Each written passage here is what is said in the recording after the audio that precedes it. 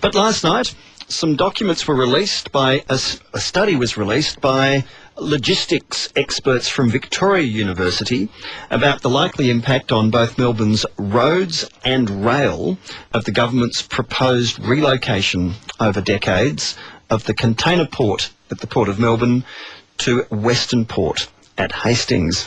Dr. Hermione Parsons spoke to us a few weeks ago about some of the work they're doing at the Institute for Supply Chain and Logistics at Victoria University, who are holding a series of seminars and public meetings about these issues as their research is released, pending the state election in November.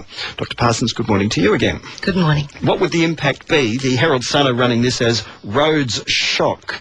Melbourne's busiest links could grind to a halt. Is that accurate or not?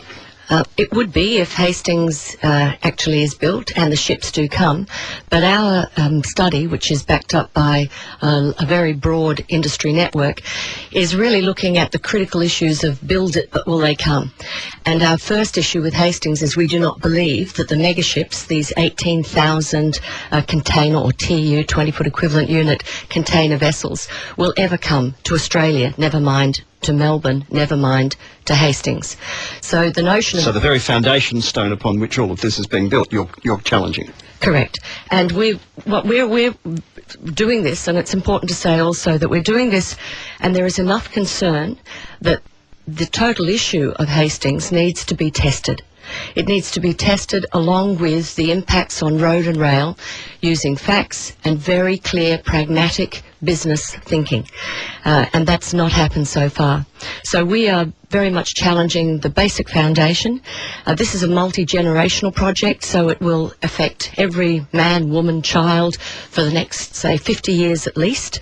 And we believe that Hastings is on the wrong side of the state, because most of the freight is in the west of Melbourne, the north of Melbourne, the west of Victoria and the north of Victoria.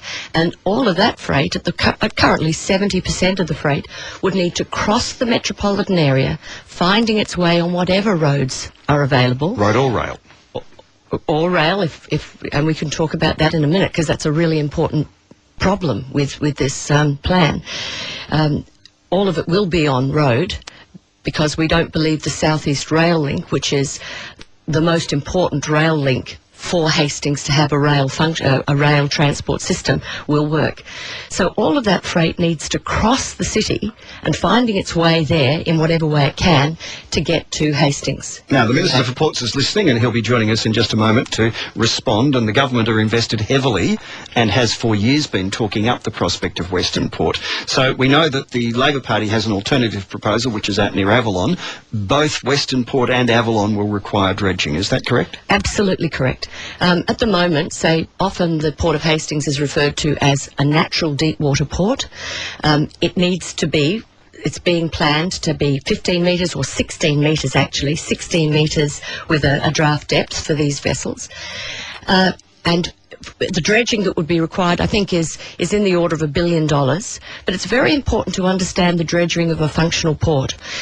At the moment, the approaching channels into Hastings are 14.2 and 14.8 metres. That means substantial dredging is needed in the approach channels.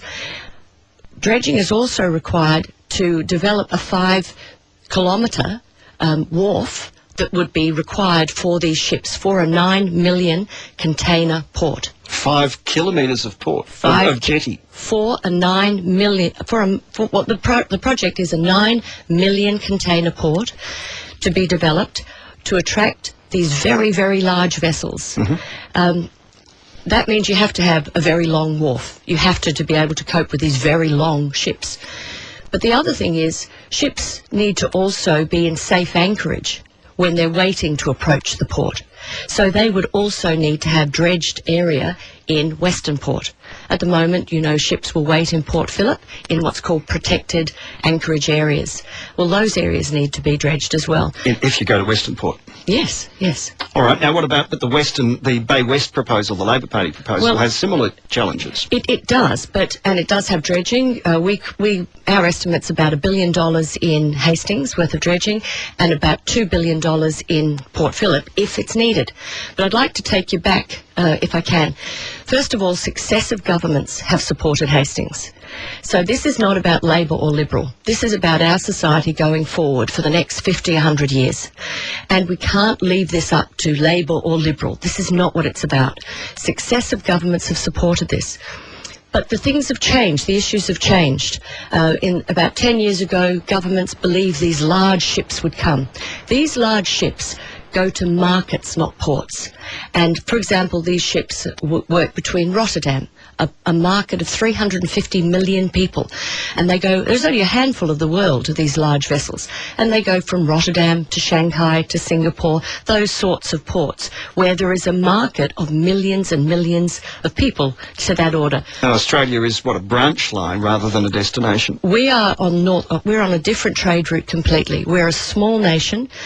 Victoria is only 4 million people. So let's look at even if we reached 50 million as Australia by 2050, it is still not large enough to attract these vessels. So if we say the vessels won't come, the ships won't come, then we can actually look at what are the real alternatives. So we need to have longer debates about this, whether we, first of all, need to expand, whether, in fact, the Port of Melbourne will meet our needs contrary to the planning, and then the impact on roads and rail. Thank you. David Hodgett is the Minister for Ports. Dr. Hermione Parsons from Victoria University's Institute for Supply Chain and Logistics has been doing that research, which was released last night.